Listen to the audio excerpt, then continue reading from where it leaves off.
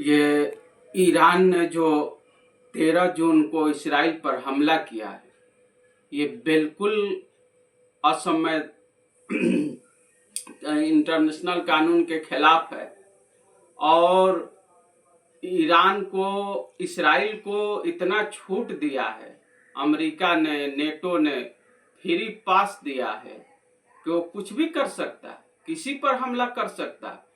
फिलिस्तीन को जेनोसाइड कर दिया, फिलिस्तीन को तबाह बर्बाद कर दिया, गाजा को कर दिया, लेबनान को कर दिया, यमन को कर दिया, अब ईरान पर भी रहा।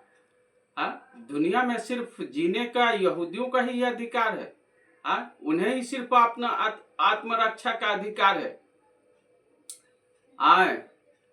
किसी को आत्मरक्षा का अधिकार नहीं है। बस सिर्फ वही इंसान है, दूसरा कोई इंसान नहीं है।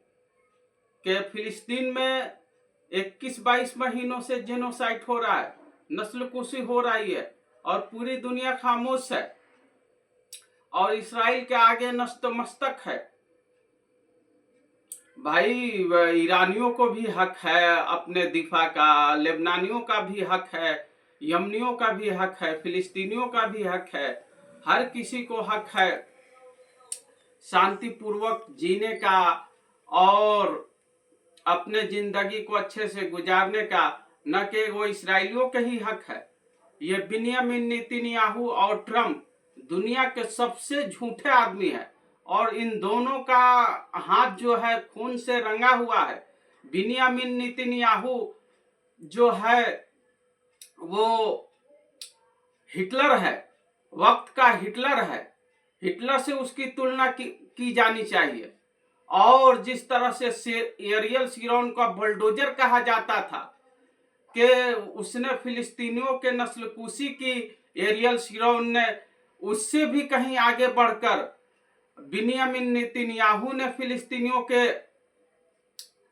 के नस्लकुशी की है और जेनोसाइड किया है और बच्चों को मारा है, औरतों को मारा है और खाना पानी बंद कर दिया, चारों तरफ से घेर लिया। ये क्या बात हुई? अरे भाई, फिलिस्तीनियों का भी जीने का हक है, फिलिस्तीनियों का भी अपने मौलिक अधिकार है।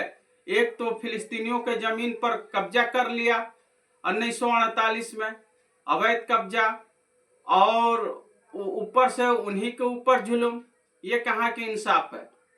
हम तमाम मुस्लिम देशों से अपील करते हैं कि वो ईरान के इस कदम को, इसराइल के इस कदम को निंदा करें और इसराइल के